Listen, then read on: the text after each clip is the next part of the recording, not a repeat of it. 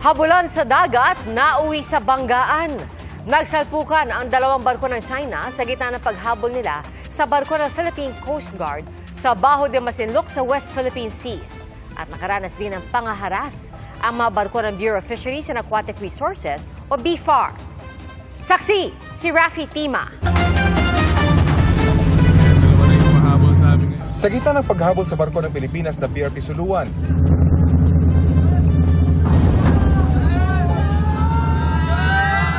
nagkabanggaan ang mga barko ng China Coast Guard at People's Liberation Army Navy ng China. Sa lakas ng impact, halos tumagilid ang CCG-3104.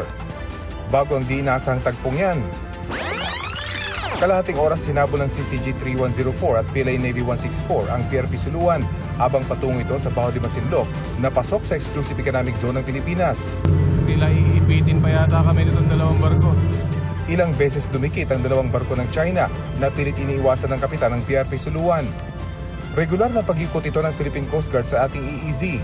Mission din nila kanina na magabot ng tulong sa mga Pilipinong mangingisda. Hindi na nakahabol kanina itong China Coast Guard Ship 3104, kaya ito naman ngayong PLA Navy 164 ang humahabol sa amin at sinusubukang harangan yung paglapit namin sa Bajo de Masinloc.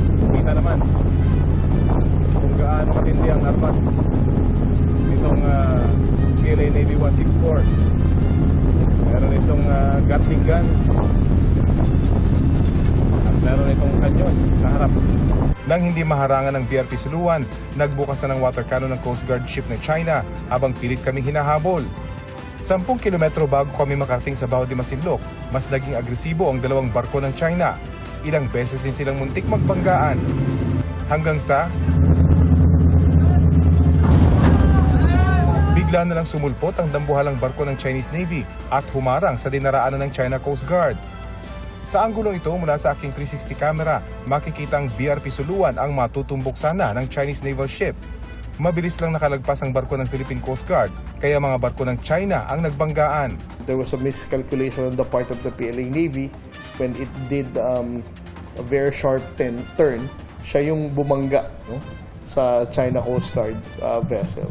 Wasak ang nguso ng CCG-3104. Hindi pa tiyak kung may nasaktan mula sa mga nagbanggaang barko. Ang PCG niradyohan naman ng China Coast Guard para tumulong. This is BRP Suluan 4406. This is the Philippine Coast Guard vessel. Should you need any assistance, we have medical personnel on board. Hindi sumagot ang barko ng China Coast Guard. Habang ang PLA Navy 164, lalo naging agresibo sa paghabol. Ilang beses itong pilit inabot ang likurang bahagi ng BRP Suluan at nagmamaniobrang tila mambabangga. Palayo na kami ngayon sa bahagi ng Bajo de Masinloc at papunta na sa direksyon ng Zambales. Pero ngayon talagang mabilis pa rin yung takbo nitong PLA Navy at pilit kaming hinahabol.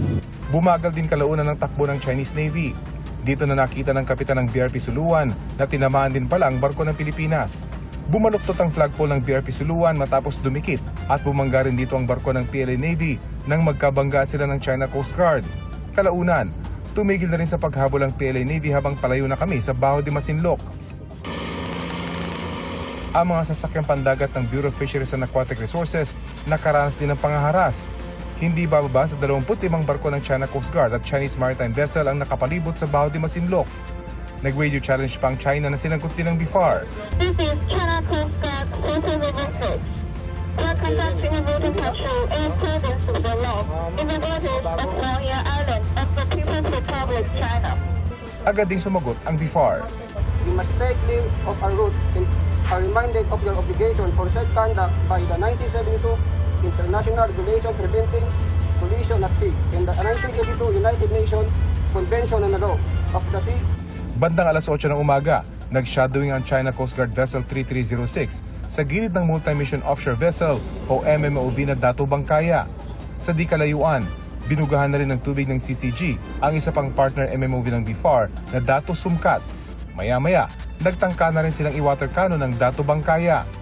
Hinarangan at sinundan din ng China Coast Guard ang BFAR vessel lalo nung lumapit sa Bajo de Masinloc. Sa kabila ng naranasang pangaharas, idiniretso ng BFAR at Philippine Coast Guard ang Kadiwa Mission. Tinagpo nila ang mga mangingisda sa palibot ng Bajo de Masinloc para mamahagi ng bigas, tubig inumin, grocery packs, gamot at diesel. Napakalaking tulong po nito sa amin dahil po sa magkakaroon po kami ng kaunting bawas na gasto sa aming bangka. Hindi po kami makakilos na malayo maigi at gawa ng nandyan nga po sila parang harang. Kaya hindi po kami makakilos masyado. Para sa GMA Integrated News, ako si Rafi Tima, ang inyong saksi. Mga kapuso, maging una sa saksi. Mag-subscribe sa GMA Integrated News sa YouTube para sa iba't ibang balita.